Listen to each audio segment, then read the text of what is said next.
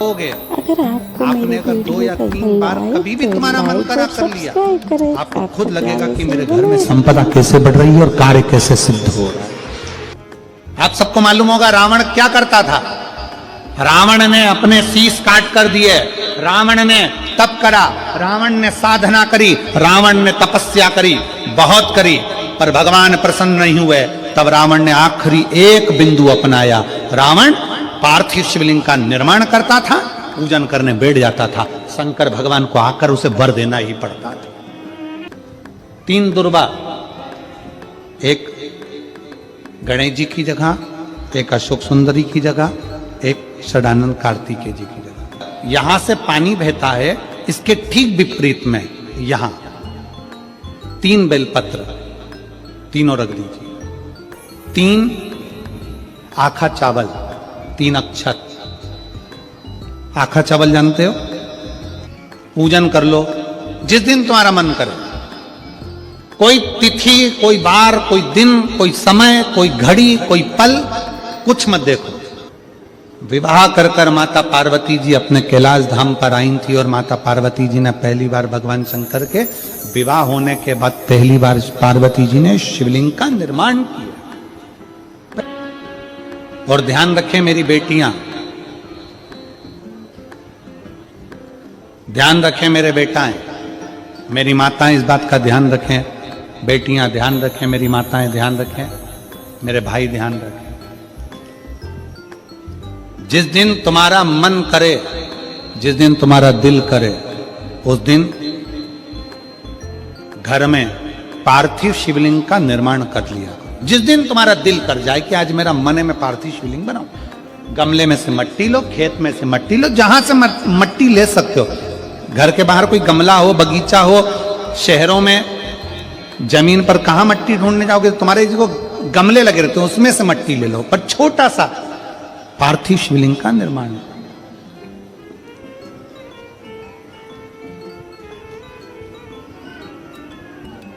समझ लेना जरा। तुमने पार्थिव शिवलिंग बनाया, जलाधारी बनाई,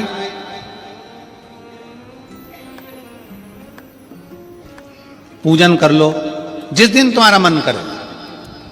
कोई तिथि, कोई बार, कोई दिन, कोई समय, कोई घड़ी, कोई पल, कुछ मत देखो। तुमने पार्थिव शिवलिंग का निर्माण किया। 3 आखा चावल, 3 अक्षत। आखा चावल जानते हो? साबुदाना, आखा चावल। 3 चावल के दाने, एक गणेश जी की जगह, एक अशोक सुंदरी की जगह, एक षडानंद कार्तिकेय जी की जगह। 3 चावल दाने। 3 दुर्गा, एक गणेश जी की जगह, एक अशोक सुंदरी की जगह, एक षडानंद कार्तिकेय जी की जगह। 3 बेलपत्र, जहां पर माता पार्वती जी का आपने ये जलाधारी बनाई है, उसी जलाधारी पर हो गए। आपने अगर 2 या 3 बार कभी भी तुम्हारा मन करा कर लिया, आपको खुद लगेगा कि मेरे घर में संपदा कैसे बढ़ रही है और कार्य कैसे सिद्ध हो रहा है। यहां से पानी बहता है, इसके ठीक विपरीत में यहां 3 बेलपत्र, तीनों रख दीजिए।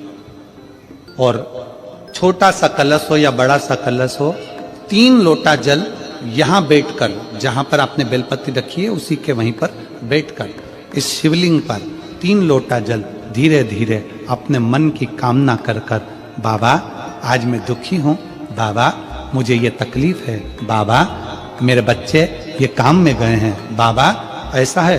3 लोटा जल बाबा को धीरे धीरे अपने भाव कहकर, फिर तुम्हारे पास में जो पूजन का सामान हो वो चढ़ाकर बाबा की आरती कर कर दिया लगा दो। जब दिया ठंडा हो जाए उस शिवलिंग का विसर्जन कर दो।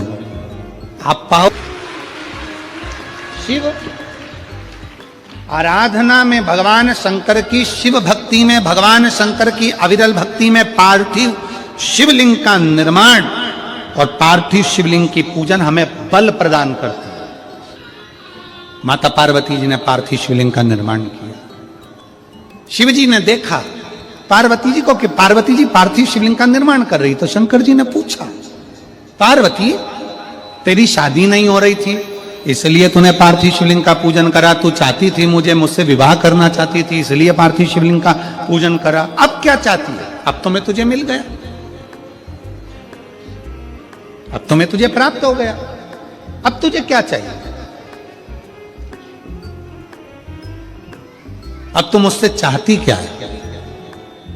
पार्वती जी ने हाथ जोड़कर भोलेनाथ जी से विनय करा, अब मुझे कुछ नहीं चाहिए, बस इतना चाहिए कि मैं कैलाश पर रहूं या शमशान में रहूं, जहां भी रहूं मेरे हृदय में कभी भी दुख ना हो, मैं प्रसन्न होकर अपनी जिंदगी को आपकी सेवा करते करते निकाल दूं, आपकी प्रसन्नता पूर्वक।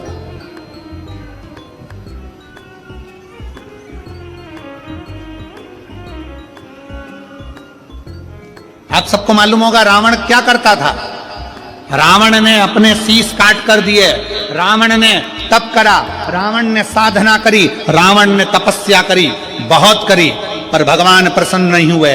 तब रावण ने आखिरी एक बिंदु अपनाया। रावण पार्थिव शिवलिंग का निर्माण करता था, पूजन करने बैठ जाता था। शंकर भगवान को आकर उसे वर देना ही पड़ता था, वर देना ही पड़ता था।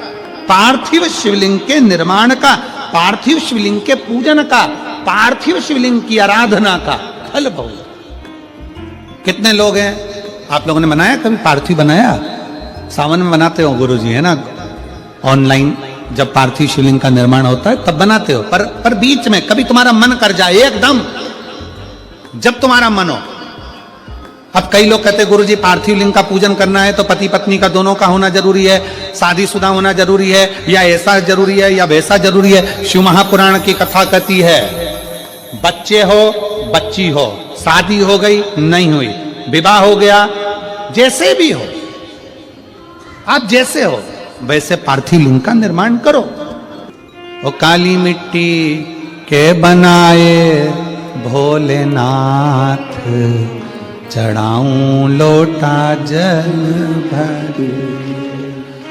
पीली मिट्टी के बनाए भोलेनाथ, चढ़ाऊं लोटा जल भर। बालू रेत के बनाए भोलेनाथ, चढ़ाऊं लोटा जल भर।